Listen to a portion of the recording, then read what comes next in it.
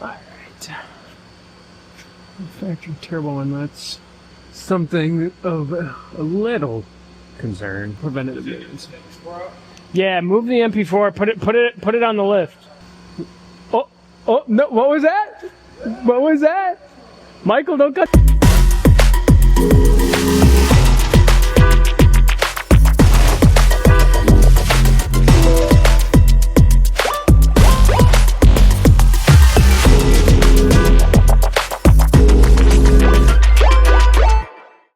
Stock down pipes. Check suspension here.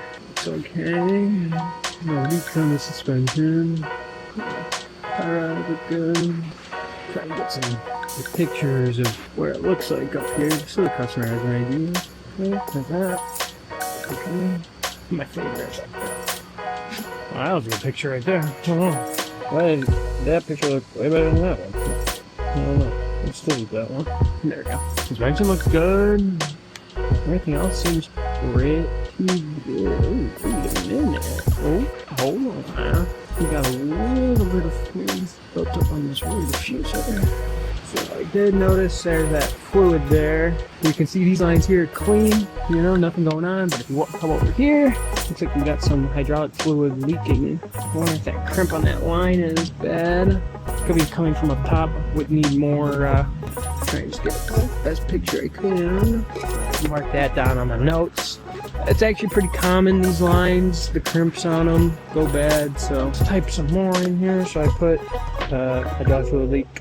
I'm gonna put, let me check the suspension for any leaks, worn out parts, and found nothing of concern.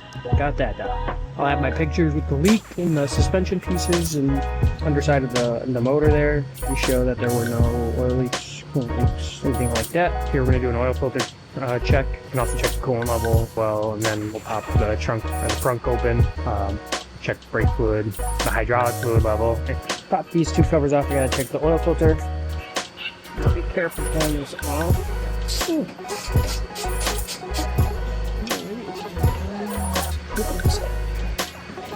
Top that off. And then here looks okay. Although we're missing a bolt here. On the exhaust down pipe. Someone's definitely been in here before. Not sure. But alright, the last thing we're going to do here is pull codes, check and see if there's anything concerning in there, and then we'll be able to wrap this car up.